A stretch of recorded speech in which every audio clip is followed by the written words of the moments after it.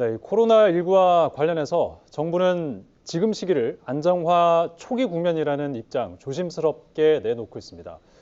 그동안 확산 추세가 워낙 가파르다 보니까 확진자 수 그리고 이 사망자 발생에 집중이 돼 있었고, 물론 앞으로도 계속 거기에 집중을 해야 되겠지만 이제는 그동안 좀 신경을 상대적으로 덜 썼던 그런 부분에 대해서도 얘기를 좀 나눠볼까 해서 저희가 준비를 해봤습니다.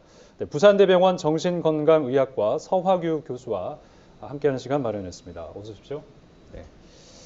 자, 이 코로나19로 인한 공포감, 두려움, 또 스트레스 이게 지금 상당하고 기간이 길어지면서 많은 분들이 이제 심리적 피로도가 좀 쌓여간다 이런 얘기를 많이 하시는데 편차는 있겠지만 어느 정도 상황이라고 교수님께서는 보고 계신지요?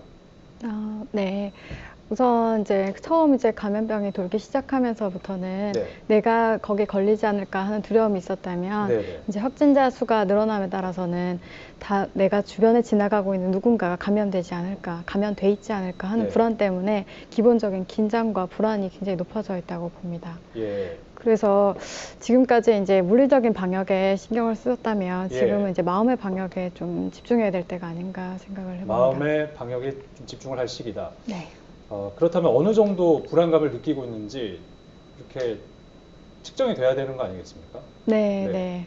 그렇죠. 제가 직접 측정한 것보다 우선 제가 경험한 걸로는 예. 전 진료실에 찾아오는 환자분 자체가 수가 확실히 줄어들었는데요. 예. 그게 이제 집에서 나왔다가 감염될까 하는 두려움이 크기 때문이라고 생각을 하는데요. 네.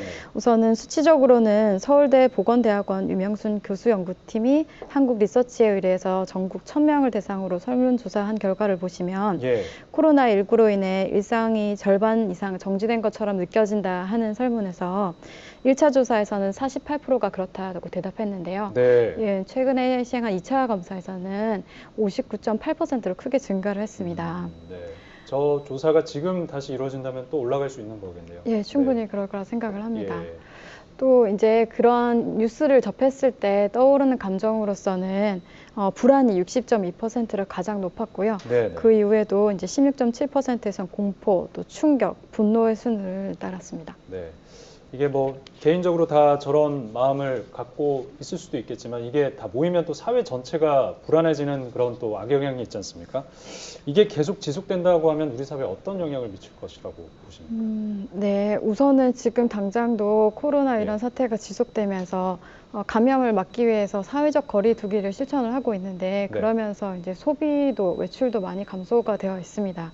그래서 이런 분위기 속에서 코로나라는 말과 그 우울을 뜻하는 블루가 합성이 된 이제 코로나 블루라는 말이 나올 정도로 예. 그 자체의 우울이 굉장히 지금 높아져 있는 상황으로 보고요. 네, 네. 또 이제 본인이 아무리 마스크를 착용하고 손위생을 철저하게 하는 등 개인적인 노력을 해도 눈에 보이지 않는 바이러스에 언제 감염될지 모른다는 공포 때문에 무력감이 많이 증가되어 있는 상황으로 보입니다. 네.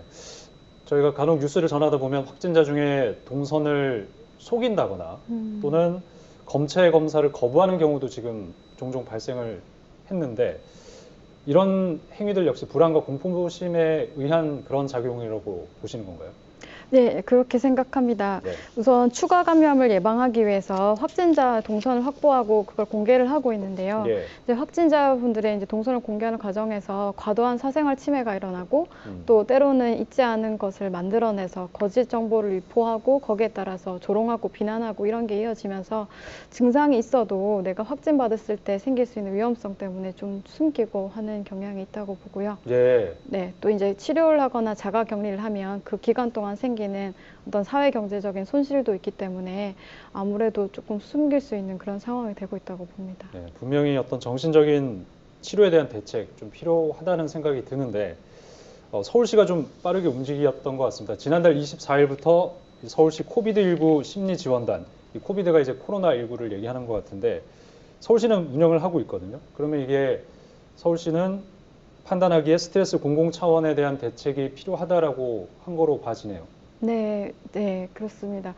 지금은 이제 이 감염병에 대한 두려움이 너무 커서 때로는 이 과도해진 불안이 정부나 주변 사람에 대한 불신, 분노를 유발할 수 있고 그게 결국엔 사회적 와해까지도 일으킬 수 있기 때문에 예. 좀 공공적인 차원에서 대책은 필요하다고 생각합니다. 그 서울시의 활동을 보니까 시민들을 위해서 마음 처방전이라는 걸 내놨습니다. 거기에 보면 이 심리 방역을 위한 7가지 어떤 구체적인 방법들이 들어있는데 어떻게 이게 실제로 좀 도움이 될까요? 내용을 잠깐 소개를 좀 해주시죠, 먼저. 네, 우선 코비드19 심리지원단에서는 심리 방역을 위해서 7가지 키워드를 이제